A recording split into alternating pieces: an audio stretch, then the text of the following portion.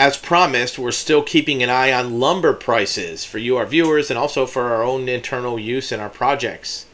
A couple months ago, there was some expectation in the market that lumber prices were going to come down, and the spike that we saw was just a fluke. And when interest rates went up and the real estate market crashed, then lumber prices would come back down. Well, there was a little bit of a softening of lumber prices, but it didn't take much, did it? So mortgage rates dropped a tiny bit, 11 basis points. That's like 0.1 a percentage point. And when it did that, lumber prices went up 7% again. Now, they're still under $1,000 per 1,000 board feet, still in the 600 range.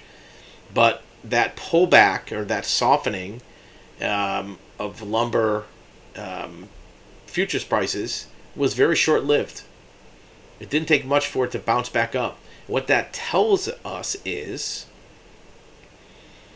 any type of strengthening expectation for construction, for real estate, is going to bounce those numbers right back up towards 1,000. They may not cross over $1,000. They may stay in the $700-800 range. But the days of $400 or $500 lumber are, we believe, gone forever. It's not going to go back to that. And the underlying factors that create that scenario are still there. One is there's still a shortage of homes, period. Doesn't matter if the real estate market is not as strong as it was. It doesn't matter if the prices are through the roof. It doesn't matter if interest rates are up in the 6-7% range. People still need a roof over their head. And they'll figure out a way to do that.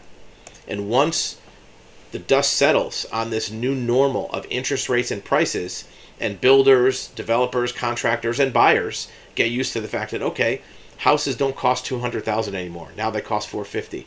Interest rates aren't 2.5% anymore. Now it's 7%. How do we make this work? And once everybody sees that that's the new market, the building construction machine will crank back up full bore. And when that happens, the lumber demand is going to get back up to where it was. The same shortage of labor and the same shortage of materials is going to be behind the scenes for the lumber industry. There's still not tons of people looking to work in the mills.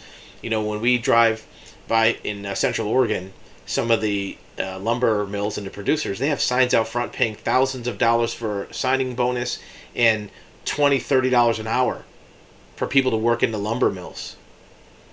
That says that even with the reduced demand, there's still a shortage of employees for these producers. That's not going to change. The demand for houses may have a short little blip because people are getting freaked out by the high prices and the higher rates, but the number of people that want a roof over their head has not changed. Nobody went from saying, well, I'll sleep out in the rain. Nobody's saying that. Everybody wants a house, and there's still musical chairs. There's not enough houses to go around. The fundamentals for lumber to remain between 600 and 800 are still there. And the proof is all it took was a blip, 11 basis points, right? That's like, it's at 5.7. 11 basis points means it was 5.8 before that. It went down just 1/10 of a percentage point. And because of that, boom, lumber prices surged 7%. So we expect that anytime there's any kind of strengthening or higher expectation for lumber, it's going to bump these numbers. There was a little bit of a psychological pullback at the beginning of this year when the interest rates went up and people were realizing that house prices were astronomical and crazy, only compared to 2 or 3 years ago, not compared to what people are willing to pay. Because let me tell you something, every house that was marked up $20,000, $30,000, $50,000 or $100,000 over what it was a few years ago, every one of them sold. It's not like the houses didn't get sold. Every one of them sold. Even now, with a shortage, or with a pullback of increases, and maybe some people are discounting houses a little bit, every one of them is getting sold. And there's still a shortage of inventory.